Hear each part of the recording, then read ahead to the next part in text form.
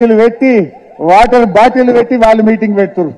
మనదేమో పట్టబగలు నడి రోడ్డు మీద కింద గాలుతున్నా మీద గాలుతున్నా కదలకుండా వెంకట్రామరెడ్డిని గెలిపిస్తాం అని పట్టుదలతో ఇలా మా కార్యకర్తలు మా నాయకులు పనిచేస్తా ఉన్నారు. ఇగో ఇది మన పట్టుదల.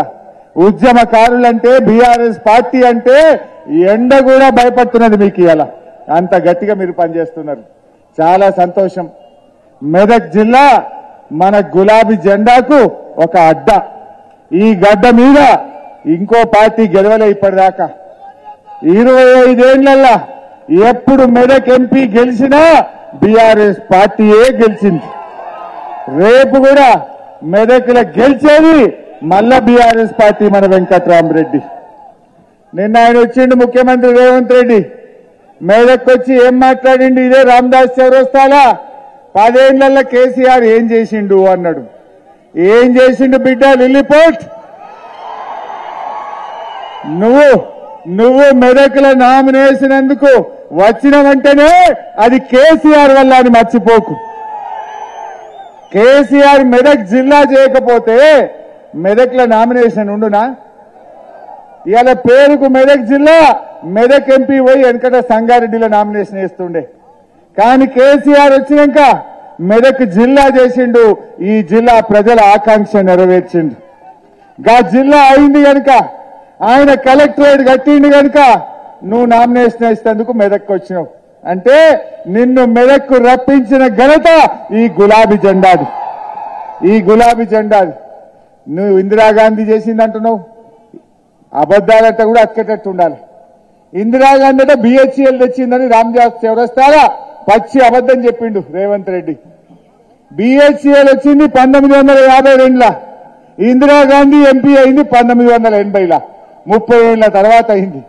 ఈయన అంటాడు ఇందిరాగాంధీ అట ఈడు ఎంపీ పోటీ చేసి బిహెచ్ఎల్ తెచ్చిందని అబద్దం ఆడతాడు.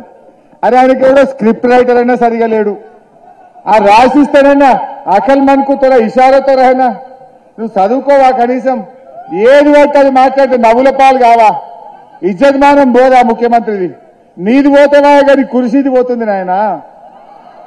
ఆ కుర్చీ గౌరవాన్ని కాపాడు. ఏం మాట్లాడు? పేగులు మెడలు వేసుకుంటా, గోటీలాడతా. ఎవడైనా పేగులు మెడలు ఎవడేసుకుంటాడే? రాక్షసులు వేసుకుంటారు. నువ్వు పేగులు మెడలు వేసుకుంటే కాదు బిడ్డ, నువ్వు 6 గ్యారంటీలు అమలు చేయి. 6 గ్యారంటీల గురించి మాట్లాడు. మెదక్ అభివృద్ధి గురించి నీకు మాట్లాడే హక్కు ఉందా? మెదక్ జిల్లా అయిందంటే, సంగారెడ్డి జిల్లా అయిందంటే, సిద్దిపేట జిల్లా అయిందంటే అది కేసీఆర్ వల్ల, బీఆర్ఎస్ పార్టీ వల్ల. ఇవాళ హల్దీలో మంజీరా మీద చెక్ డ్యాములు కట్టిండు కనుక మా నర్సాపూర్ మెదక్ నియోజకవర్గాల్లో 1 ఎకరా ఎండకుండా పంట వండిందంటే అది కేసీఆర్ వల్ల, బీఆర్ఎస్ వల్ల. ఆ చెక్ డ్యాములు కట్టకపోతే, కాళేశ్వరం నీళ్లు రాకపోతే ఈ పంటలు, యాసంగి పంటలు మన చేతికి వచ్చినా? దయచేసి ఆలోచన చేయండి. ఇవాళ రేవంత్ రెడ్డి నువ్వు మాట్లాడుతున్నావు. 3 జిల్లాలకు 3 మెడికల్ కాలేజీలు ఇచ్చిండు కేసీఆర్. మెదక్కు, సంగారెడ్డికి, సిద్దిపేటకు 3 మెడికల్ కాలేజ్ తెచ్చిండు. 100 కోట్లు ఖర్చు పెట్టి మెదక్కు రైలు తెచ్చింది కేసీఆర్. నువ్వు వచ్చిన రోడ్డు ఆ కలెక్టరేట్ నుంచి రామదాస్ చౌరస్తా దాకా అందమైన 4 లైన్ల రహదారిని చేసింది కేసీఆర్. ఈ రామదాస్ చౌరస్తాను ఇంత సుందరంగా తీర్చిదిద్దింది మా కేసీఆర్. నువ్వు మాట్లాడతావు. నువ్వు ఏం చేసినావు? నువ్వు ఆ రోజు 100 రోజుల్లో 4 గ్యారంటీలు, 6 గ్యారంటీలు అమలు చేస్తా అన్నావు. 100 రోజుల్లో 6 గ్యారంటీలు అమలు చేస్తామని బాండ్ పేపర్ల మీద రాసిచ్చిండ్రు. బాండ్ పేపర్కు జర ఇజ్జత్ ఉండే, వాల్యూ ఉండే. ఈ కాంగ్రెస్ వాళ్ళు బాండ్ పేపర్ మీద రాసిచ్చినాక దాని ఇజ్జత్ కూడా పోయింది. బాండ్ పేపర్ పరువు తీసిండ్రు. బాండ్ పేపర్ రాజకీయాలు నడవేయని రేవంత్ రెడ్డికి అర్థమైంది. అందుకో కొత్త డ్రామా పెట్టిండిగా. బాండ్ పేపర్ అంటే నమ్మేటట్లేదని ఈడికి వస్తాడు ఏడుపాయలు అమ్మవారి మీద ఒట్టు అంటాడు, ఆడిపోతాడు రాముల వారి మీద ఒట్టు అంటాడు. లాస్ట్కు దేవుణ్ణి కూడా రాజకీయాలకు వాడుతున్నాడు. రేవంత్ రెడ్డి, నువ్వు దేవుడి మీద ఒట్టు పెట్టుకున్నా, నీ మీద నువ్వు ఒట్టు పెట్టుకున్నా నిన్ను నమ్మరు తెలంగాణ ప్రజలని చెప్పి మనవి చేస్తా ఉన్నా. బట్టేబాజు మాటలు కాదా? 5 గ్యారెంటీలు అమలైనాయి అంటాడు. నేను అడుగుతున్నా, వాళ్ళ 6 గ్యారంటీల్లో మొదటిది మహాలక్ష్మి మహిళలకు 2,500 అమలైందా? రెండవ హామీ రైతులకు 15,000 రైతు బంధు, వడ్లకు 500 బోనస్ అయిందా? రెండవది కాలే.